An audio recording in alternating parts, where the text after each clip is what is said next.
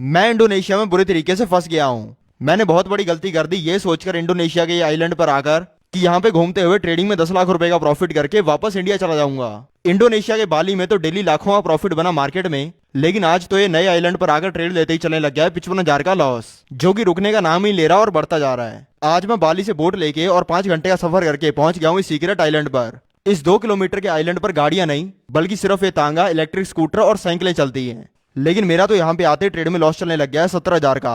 मैंने सोचा कि यहाँ आकर ट्रेडिंग में बढ़िया पैसा बनाऊंगा और मिडिल क्लास वाली इकोनॉमी क्लास फ्लाइट में बैठकर आ गया बाली। लेकिन इंडिया वापस प्राइवेट जेट में ही जाऊंगा यही सोचकर मैंने मोटी ट्रेड ले ली है और इसमें लॉस निकल गया है 1 लाख के पार। अब मैं अपने बैग लेकर बोट से उतर गया हूँ और ये 3 किलोमीटर के आइलैंड पर विला में मेरा सामान लेके जाने के लिए तांगे वाला भी 2,000 रुपए मांग रहा है। अब तांगे पर मैंने सामान कर दिया है लोड, क्योंकि मुझे अब पता चला है कि यहाँ पे इनकी भी यूनियन है और ये आइलैंड पर कहीं पे भी जाने के लिए 2,000 रुपए से कम नहीं लेते। अब मैं आ चुका हूँ अपने विला में और ट्रेड में लॉस निकल गया है 1.5 लाख के पार। इतने में तो ये तांगे वाले का घोड़े ही आ जाता।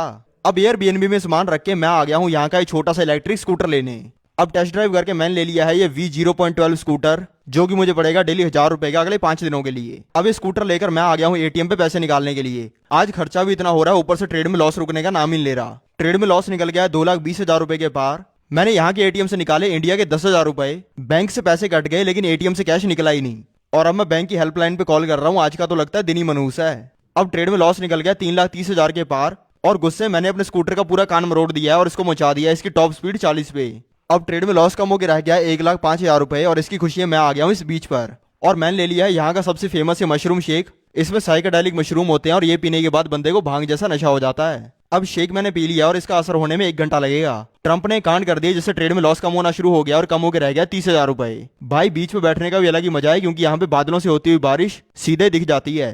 अब एक तो सनसेट हो रहा है, ऊपर से मशरूम शेक ने भी असर करना शुरू कर दिया है, जिसकी वजह से व्यू बहुत ही जोरदार लग रहा है। अब ट्रेड आ गई है प्रॉफिट में और सनसेट के बाद में आसमान भी पर्पल हो गया। मैंने तो कभी सोचा नहीं था कि ऐसा भी होता होगा।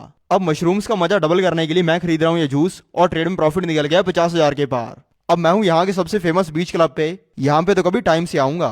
अब मैं कर रहा हूँ डिनर के। आज मैंने बुक कर लिया है 2.5 लाख का प्रॉफिट। अगर ट्रेडिंग सीखनी है तो मेरा टेलीग्राम चैनल ज्वाइन कर लो, लिंक है इंस्टा की बायो में।